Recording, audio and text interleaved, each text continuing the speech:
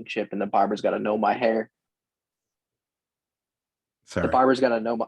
No, it's fine. The barber's got to know my hair because it's crazy, and I'm very particular. So, I mean, I had my barber in Key West, and then I moved up here, and I tried the first guy when I first moved here, and it was horrible.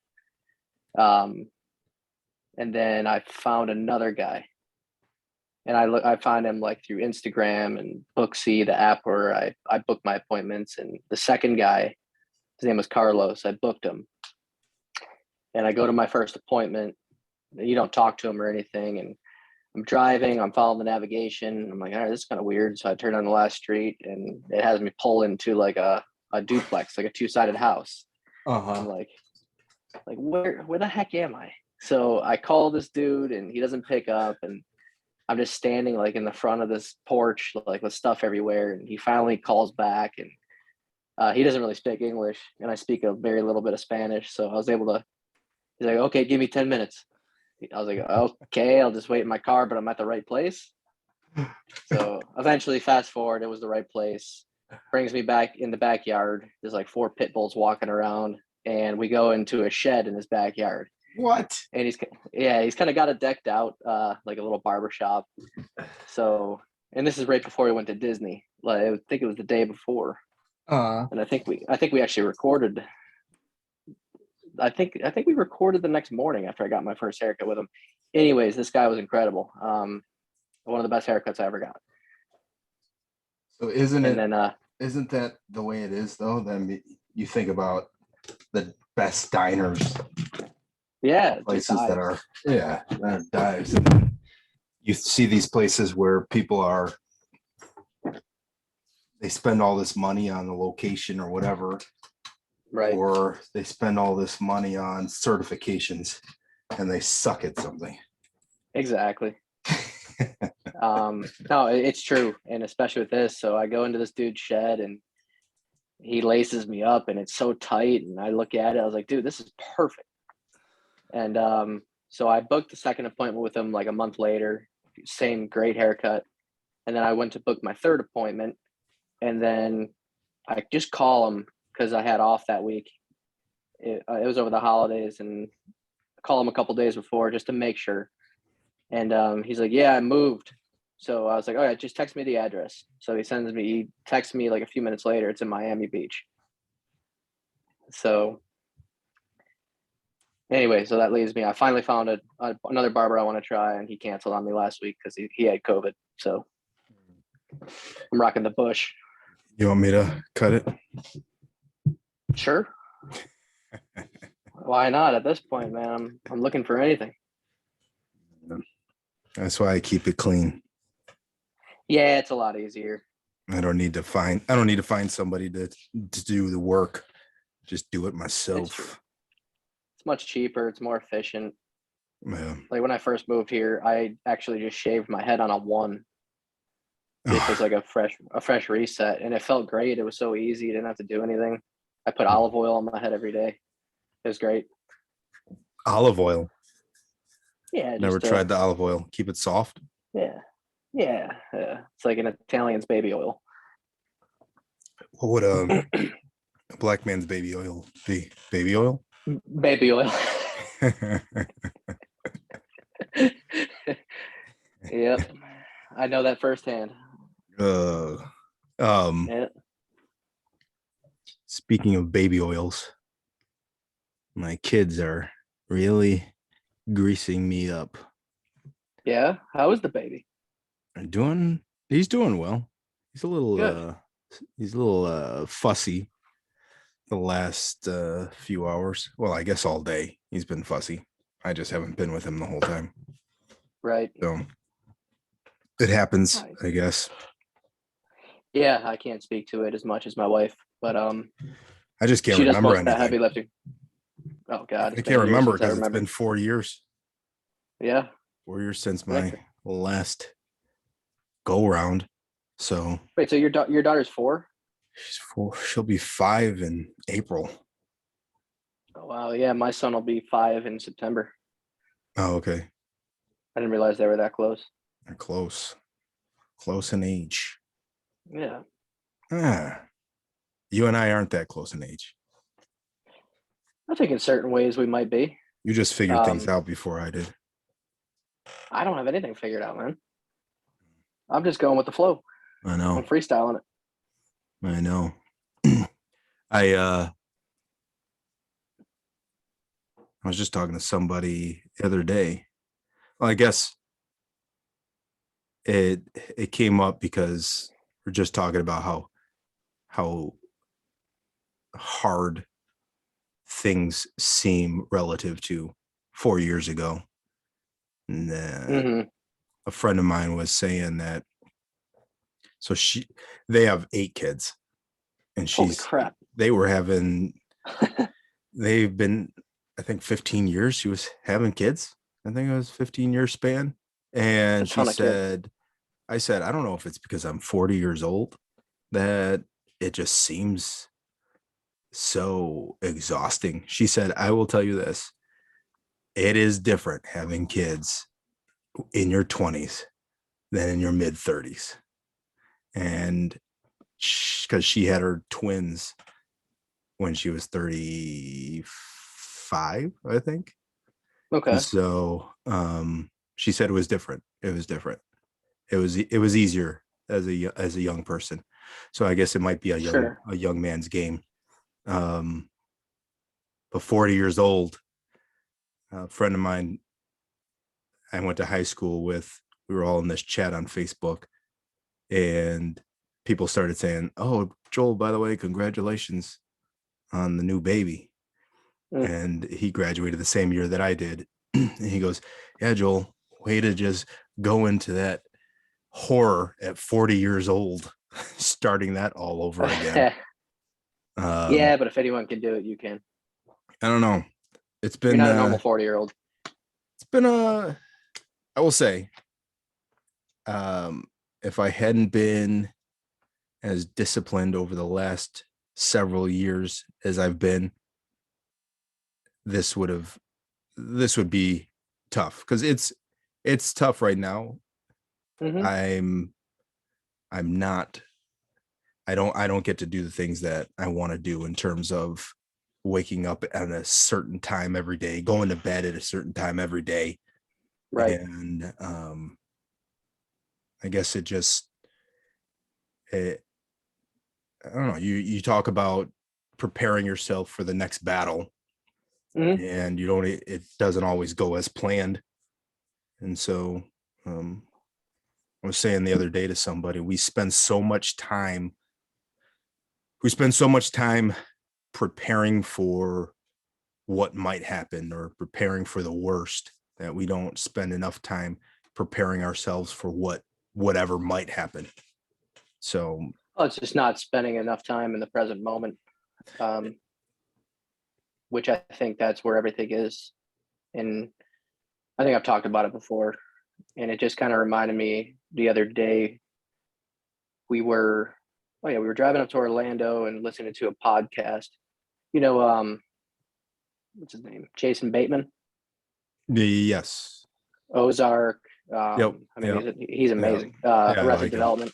Yep. So him, Will Arnett, and forget the third guy. They have a podcast. It's funny. They have all these awesome people. I've heard it once. I think I've heard it. Smartless. It's called Smartless. Yeah. Yep. Super funny. And they were who were they talking to? They were either talking to Will Ferrell or no, it was Robert Downey Jr. And okay. Robert Downey, I mean, amazing, one of the biggest actors. Everyone knows that. I don't need to vouch for him, but obviously, for anybody who doesn't know, he had all those issues in his early life. Like, he spent time in jail, huge addict, and then before he kind of channeled that energy, I've heard him on a couple podcasts talking about it. But then they just started going into like living in the present moment. And again, I read a book years ago, and I've read it over a few times, called Be Here Now, which is that.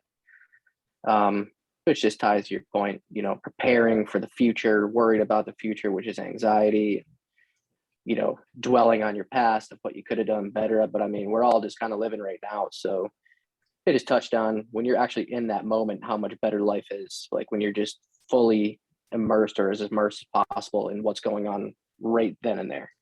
Right. It's a hard concept. Well, I think that's part of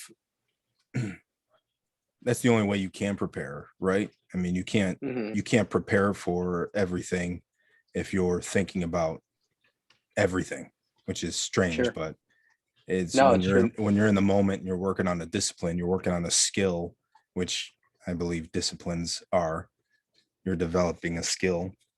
If you're not there focused in the moment, you don't develop, and it doesn't change. It doesn't change you because you're so worried about everything else, which makes it, I mean, and we always come back to this. We're distracted. We're a distracted people, and everything around we got us, monkey brains. Yeah.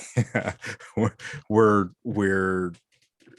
easily enticed by what somebody else is doing. We want to know what's better on the other side. We want to try something new and different, and it makes it very difficult.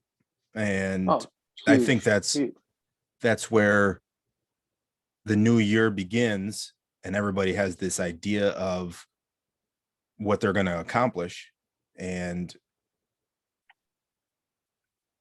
I think when you're looking forward to starting something later, the chance of it happening it's kind of slim. It's almost like playing for overtime. Oh God, too soon for that. But I just think that when you live kind of scared of what might be or regretting what has been, and totally, you're thinking about, oh well, maybe I'll start on Monday, or I'll start next month, or you're always thinking about the next day, and you're right. So no, it's tough. It's tough, and you're absolutely right from what you were touching on before, because about being like tired and having all these things going on, with kids and babies. We talk about discipline all the time, and it's nothing to take away from, but yeah, I mean, it's been much more difficult the past 4 years for me. Moving around a couple times, which is all for a purpose, and having one kid, then another, which is the most amazing blessing. But it's so hard to focus, and it's so hard. I mean, think about how many times, how hard it is for us to get together to have these conversations sometimes. Right.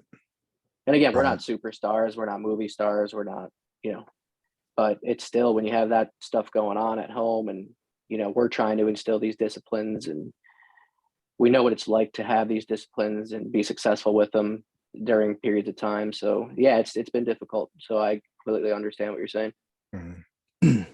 Wanted to start this year off with a bang and have all these plans. And so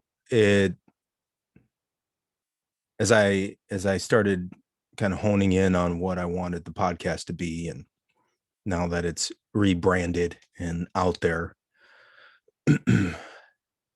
overcoming these, I think a lot of stuff that we do is based in fear. Even when I've heard it said, what makes a good athlete is that there's a fear of failing, or fear of losing, or whatever. It's not it's not an overwhelming fear or a debilitating fear, but there's still something there. There's that thing buzzing in the back of your head. Yeah. Like I can't lose this, or whatever it might be. But what I found over the years for myself is that that fear, the debilitating fear, has really kept me from doing the things that I want to do. And when you have other outside factors like children and everything else, and you're still dealing with this overwhelming fear, it makes it really difficult to do much of anything. So absolutely.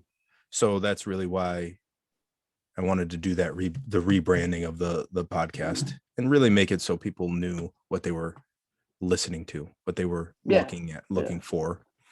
And the first thing I wanted to really address was the new year, and what people are doing, because there's a lot of people who are going into the new year and they're thinking, okay, I'm going to do something different. And so on the last episode was a monologue, and I just talked about the engine that could, and how everything. I listened to that. That was great. That You was like great. that? I did. Thanks. It just, everything, we wonder why we believe the things that we believe about ourselves and our future. And when I think the first place that we start is, hey, if I can build some momentum with something brand new and shiny, like a new day or a new year, I think we use that as kind of the catalyst. And I don't think it really lasts long. I mean, think how many people have said, okay, next week I'm going to do it, or next week I'm going to make that decision. Well, like you were saying, the moment is now. Like, don't stuff cake in your face at the same time you're saying, okay, I'm going to then make the decision next week. Well, you've already made the wrong decision. So I really do think that people, I think it's a good idea that people have, but I don't think it's necessarily sustainable. No, I totally agree. And again, I'm not speaking from a standpoint of, hey, like, you know, I'm setting all these goals. I'm living in the moment, you know, every single second, and I'm executing these things that we're talking about. No, I struggle with them all the time. But that's in part, you know, that's why I enjoy talking about them. Right. I did want to say something for anybody who listens to this, how much more polished Joel sounds than I do. He's got a fancy microphone and I don't. So every time I listen to our episodes, I always think about that. So anyways, but yeah, I mean, again, I've gone through periods where, and you mentioned it earlier about how much easier things were before children, you know, before responsibilities and all that. And those are the reasons I was able to kind of make a plan and stick to them and dedicate all my energy to them, because there was nothing else. Right. Maybe a paper to do, or but go to work. Don't you look back and think, with all the things that I've realized that I want to do now, if I had only known when I had all that time, all the time, how much I could have gotten done. All the time. But that, I think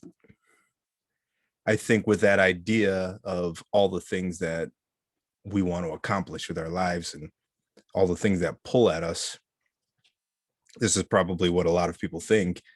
They try to make up for it, or they try to do too much. And I think that might be one of the reasons why resolutions and the next day don't work, because if I only get to Monday, what I'm going to do is I'm going to wake up 2 hours early, exercise, I'm going to eat this immaculate breakfast, blah, blah, blah, blah. And then it's not sustainable. And how do you maintain that when you're not, that?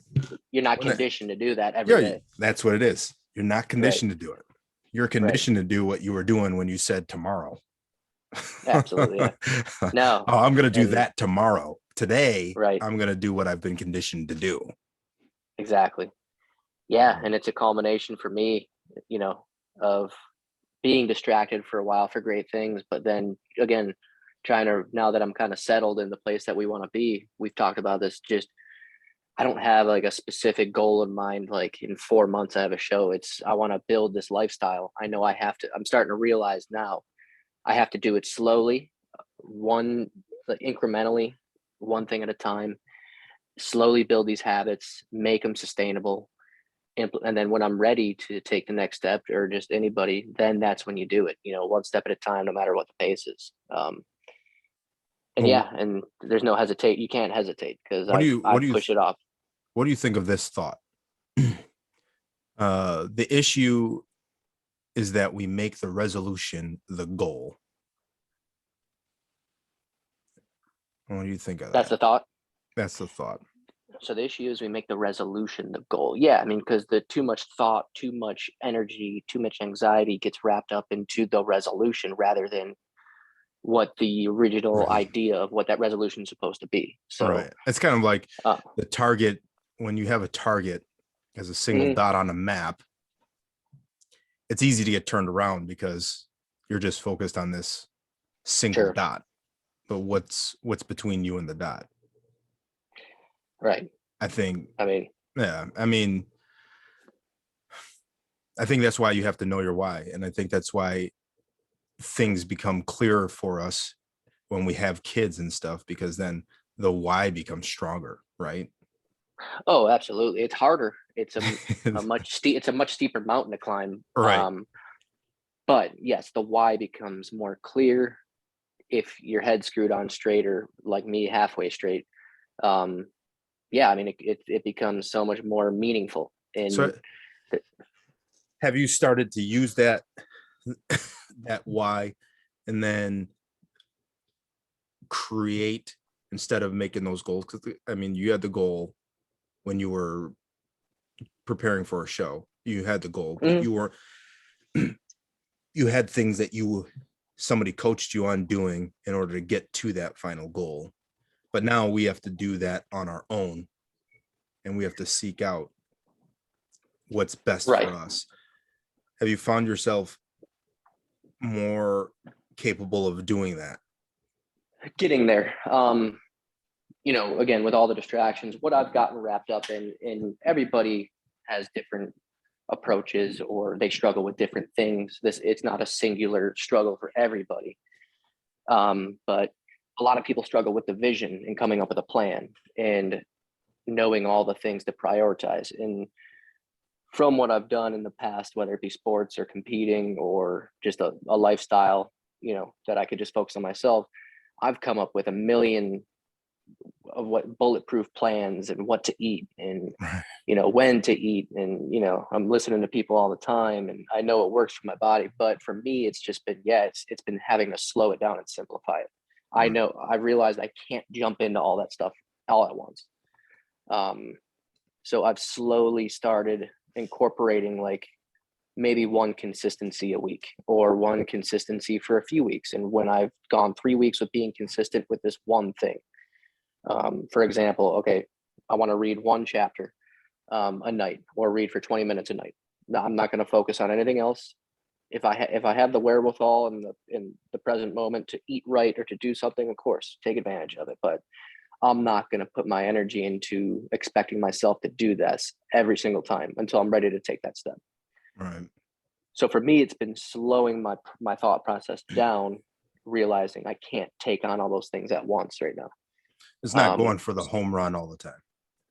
Right, because I don't have a time crunch right now. I wanted to incorporate this organically to make it my lifestyle, not a singular goal 4 months down the road.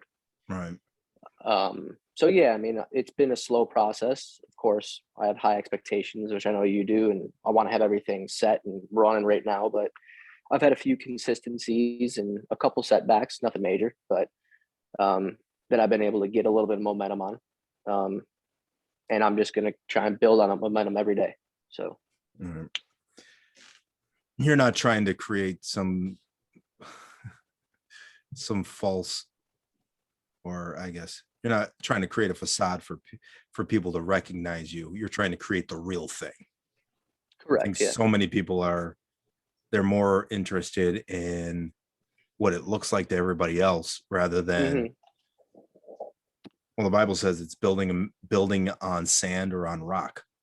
You can Right. build your house on the sand, but when the storm comes, when the waters come, it's going to wash that away. And you see Right. a lot of people who are, let me go for the big win on Instagram, and everybody's going to be like, oh my goodness, and give you the applaud. They're going to comment on your post. You're going to do this, Hmm. that, and the other. Oh my goodness, I can't believe that you went to the gym 5 days in a row in January. That's so Right. amazing. And then in February, you haven't gone to the gym since the 5 days in Right. January. Right. And I think that's when I'm coaching my athletes who want to do the big things. How difficult is it for young kids to understand that if I want to squat more, I have to improve my range of motion. I have to Right. build slowly. I have Yeah. I to mean, it's a work, progression. rest has to be on Right. point. I have to take my rest days, convincing them to Yep. take a rest day. It's tough. No, it's very tough because there's so many steps and it's so incremental. So And yeah, if you're not doing it for the my right kid's reason. yelling at me. Correct. Yeah, you have to have the right motive. You have to Yeah. have, it's the foundation. That's part of the foundation you're saying. So part of that rock, something that's not going to be washed away. It starts with what's the motivation? What's the purpose of it? Right. Is it for attention? Is it for some fake facade you want to build of yourself? Or is it because you truly want to be there for your kids and be a good role model and be healthy for them and live the life that God has laid out for us in the best way possible, So you have to the have a healthiest way why. possible. You have to have your Yeah. why, and you have to have a good reason. Excuse me. And then I think also, as you're kind of charting it out, you have to have the right markers, the right goals in between. And what am I going for now? Right. So I was reading What's an my article. measure goal? Right. I was reading an article about baseball, of all things. You know how much I love baseball. Yeah. And the article. I read through Did that. you read that? Yep. Or so they were Not every word, but yeah. they were trying to figure out what's the best stat. And baseball is all about stats. What is the best stat? And everybody knows the regular ones. There's some in here, this article, that I didn't even understand, like BABIP and WAR and just all these crazy stats. And so they were asking them, well, what's the most important stat for these players? And there's on base percentage, there's slugging percentage, but then there's this thing called the OPS. Have you ever heard of these stats before? I've heard of on base percentage and slugging percentage, but OPS, I guess, it's a new one. I've never played baseball. I played bar league softball. I've never played baseball well, but so this, so I don't know. This stat takes percentage. It takes your on base percentage and your slugging percentage to get one single number, and they have their way of figuring it out. But the reason why some of these hitters like Mike Trout like it is because it tells a complete story. It gives you it gives you something to shoot for rather than just swinging for the fences. Sure. It gives you something rather than just a guy who gets on base, he walks a lot, and then somebody else hits him in. It takes all that stuff. So it was a new stat, and what struck me was how these hitters are kind of developing their game now around this stat. And they're, rather than just swinging for the fences, you're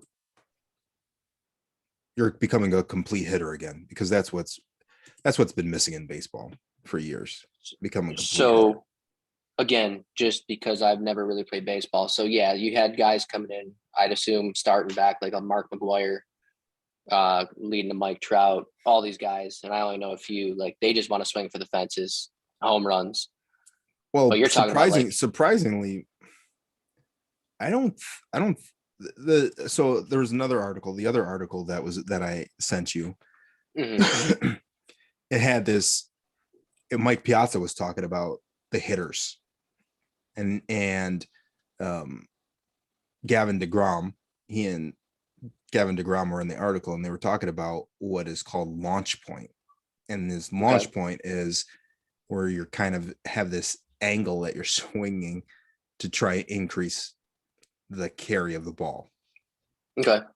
And so Gavin DeGrom, in that second article, he starts talking about how he says, if you're gonna swing like that, I'm going to attack that because there's a weakness. There's a weakness there. So he would throw, if you're going to swing with a launch point with your bat coming up like this, I'm going to throw you a high fastball. And the idea of hitting is that you're supposed to get your bat into the zone and keep it in the zone as long as possible. And Mike Piazza is talking about how these hitters don't do that anymore. He says too many hitters are swinging at all these crappy pitches, and runners aren't. They're focused on hitting the ball out of the park instead of hitting it back through the box, which is right back up the middle. Right. And so, just looking at these two articles, you see these guys who are swinging for the fences, and what you've seen is all these strikeouts that are happening. And there was in the article, they said there were 4 teams, I think this was last year, there were 4 teams that had more hits than strikeouts. More hits than strikeouts. 4 teams, you said? There were like 4 teams that had more hits as a team than they had strikeouts. So the teams are striking out more than they're actually hitting the ball. And so Crazy. What happens when you're striking out? Well, you're not driving in as many runs. You're not having as many people on base.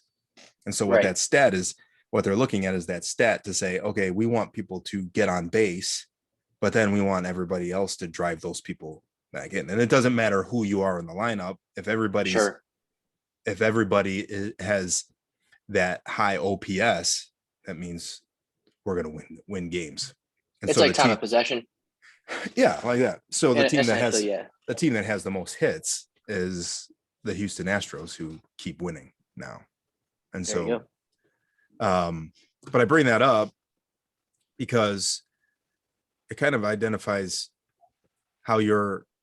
what you're focusing on, the disciplines that you have, the markers that you have, the goals, the intermittent goals that you have can really define your behaviors and your actions. It can define how you practice. It can define how you get out of bed each and every day.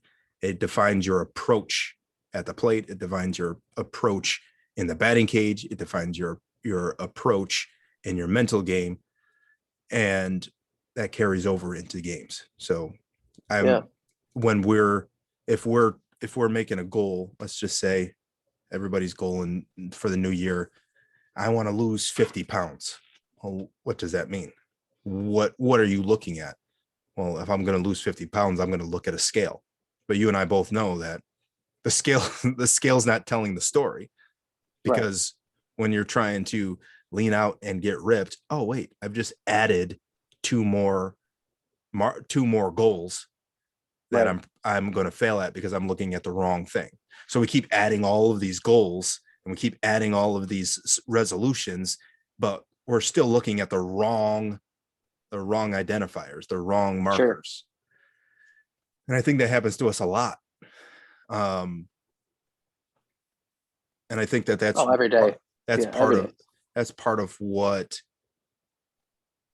I hope to, in the next several episodes, I hope to help people with, hey, what's the vision look like, and what are the steps that we can take to hit that, to get there. Ted Williams had 3 rules of hitting.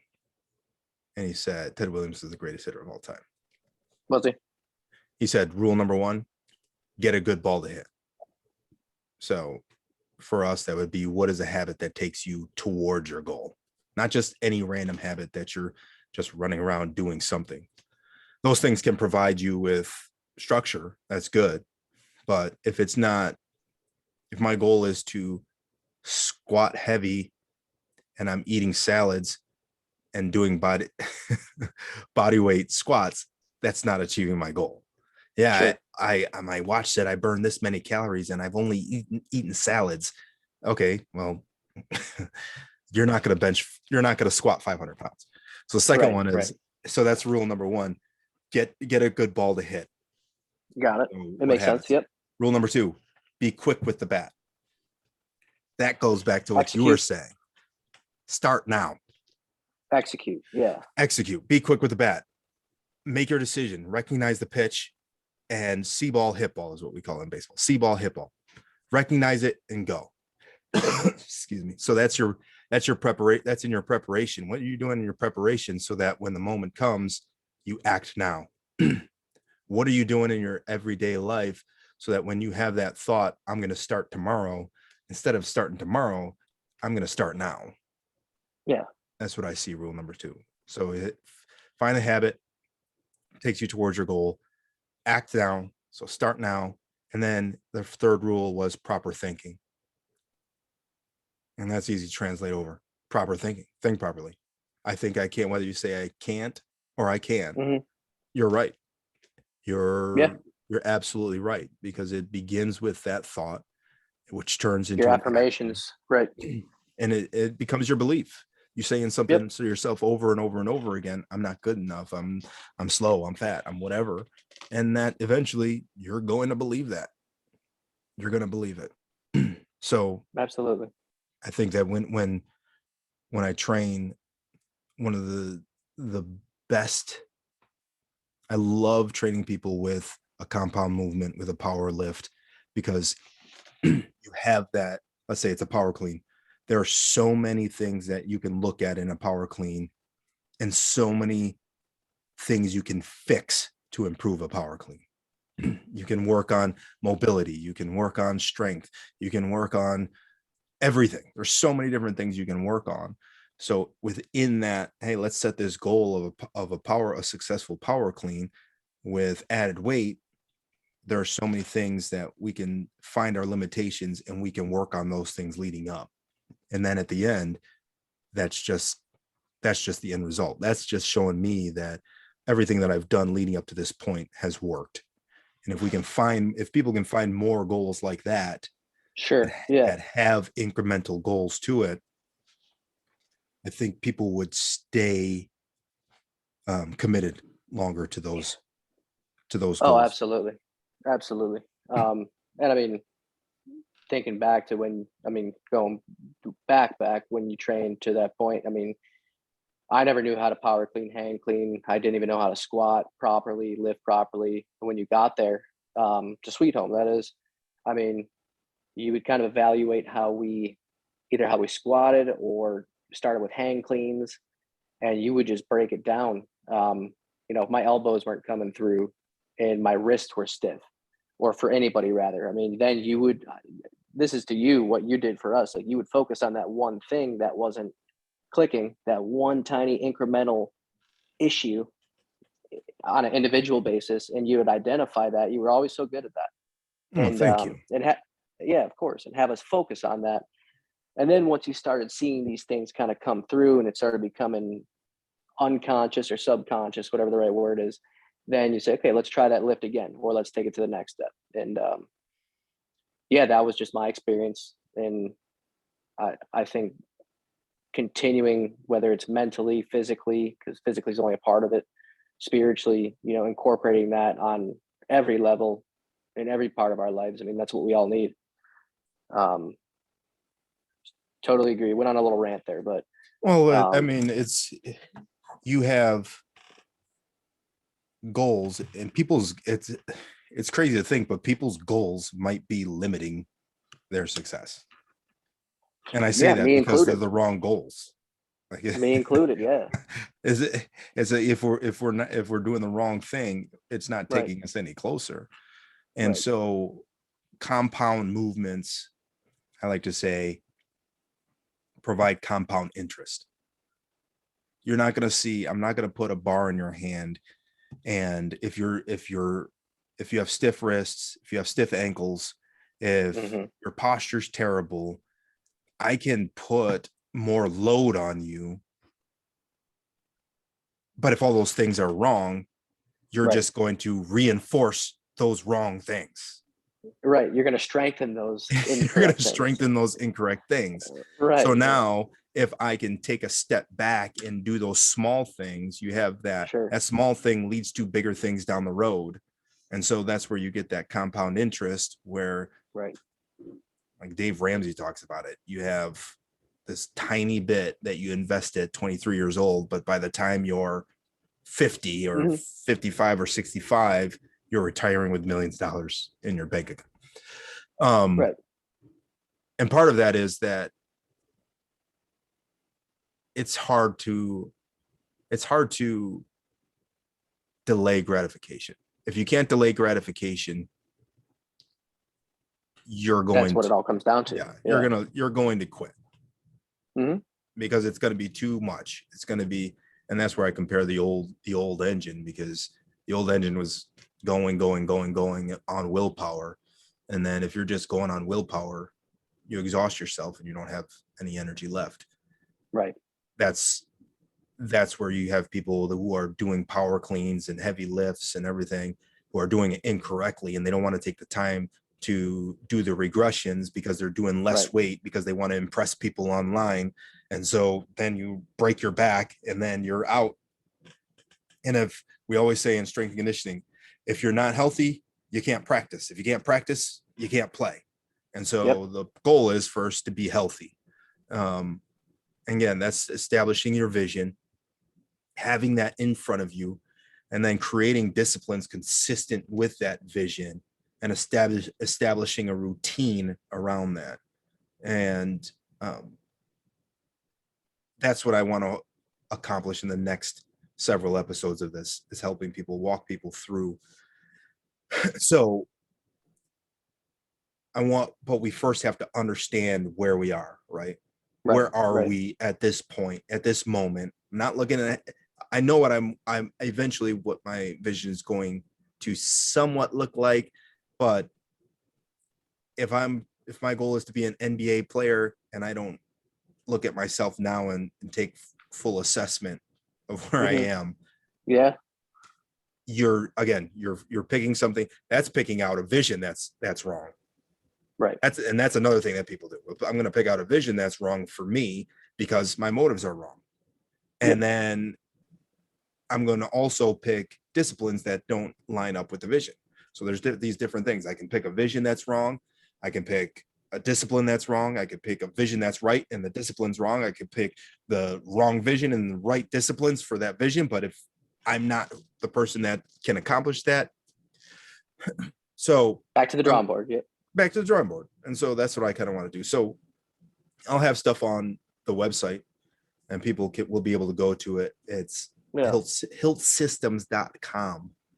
And the first thing that I have on there, I have on there hiltsystems.com. You're going to be able to find podcasts on that link, on that site. Then you'll be able to find a link to workouts that I post. Then you'll also be able to find a link to the mental conditioning stuff that we're working on right now. And so the first thing is I have a video on there talking about where to begin. And then I have a little kind of inventory that people can take to find out what their current disciplines are. So if somebody's the more interactive part of it. Yeah. So if somebody's listening to this right now, I would say to them, hey, go to hiltsystems.com, click the link to the mental conditioning, and you'll see on there this episode of the podcast, and below it, you'll see that interactive part. You can go on there, watch the video. It's about 2.5 minutes long. And then there's a survey to take for yourself. And it's basically just saying, okay, what disciplines am I doing right now? And for this exercise, a discipline is going to consist of, it's simple. What am I doing 4 out of 7 days? What am I purposely doing or accidentally doing 4 out of 7 days? That might be ingraining those patterns into me. And then what that's going to allow you to do is allow you to see, okay, well, if what I want to accomplish is X and I'm doing D and I should be doing A, maybe I need to reevaluate that. So people can go on there, hiltsystems.com, and check that out. That's your call to action for this, the assessment on disciplines. But yeah, I mean, those little things, those tiny things, those compound movements turn into compound interest. Those are the things. That's how you avoid that situation where your goals are becoming your limitations. So yeah, absolutely. Taking it slow, valuing patience, which is the hardest thing to do. I mean, those are the major ingredients to make it work. And just staying focused. I mean, you can go round and round, but to have a platform like this, again, with a coach and a mentor that knows exactly how to approach these steps properly, I think that's where everyone needs to start, for anyone that, wants to be dedicated, wants to approach it the right way, and wants to have longevity in their goals. Awesome. Well, Nick, we'll come back again and we'll build on this. I hope that somebody was able to get something out of this one. I hope I'm sharing this with my athletes, so they need to hear this stuff as much as I need to hear it. But thanks for having this conversation. Brings energy to me. Appreciate it. Yeah. Thank you. I need it probably more than even you do, but we all need it together. So. We all need it together. Yeah. All right. We'll catch up soon. All right, sir. Have a great night. You too. Bye. Bye.